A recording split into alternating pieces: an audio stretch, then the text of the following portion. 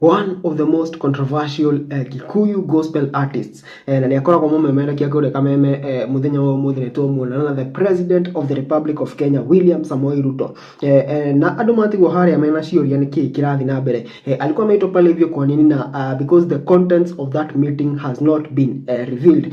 Tuona haria Facebook ine ya Martin wa Janet uria niwe muini ucio turariria video ine no auma na mucemanio haria na president na haria but they have not told us what they were really talking about. On a president tunaona a post it maybe akiuga we were talking about this and this nadu makoro makiurania ciuria is he expecting an appointment?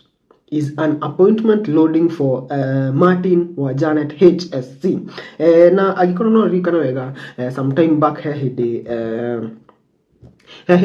gwathondekirwo a peace concert kuria Murang'a and that peace concert yathondeketwo ni Martin wa Janet and it was amidst these controversies and this rebellion from Gachagua yari after Gachagua kuimpeachwa and it was made around that time to harmonize the mountain and haria gwikora na peace concert and guess what, Gachagua and his team nimekinyirie haria na igakuwa total mess tondu maybe Martin wa Janet uria kwirikanaga he had been told that it was totally a government event na Gachagua is an anti-government koguo rire akinyire hau and he had been told that Gachagua is out of bounds, he should not be seen there na muthenya ucio rire Gachagua akinyire hau na andu ake na tuonire ginya microphone ni cia horirio, something that was very unusual na adu matingia expect rio ndo cio ni ngia happenire. It was something very strange and very unusual that happened that time.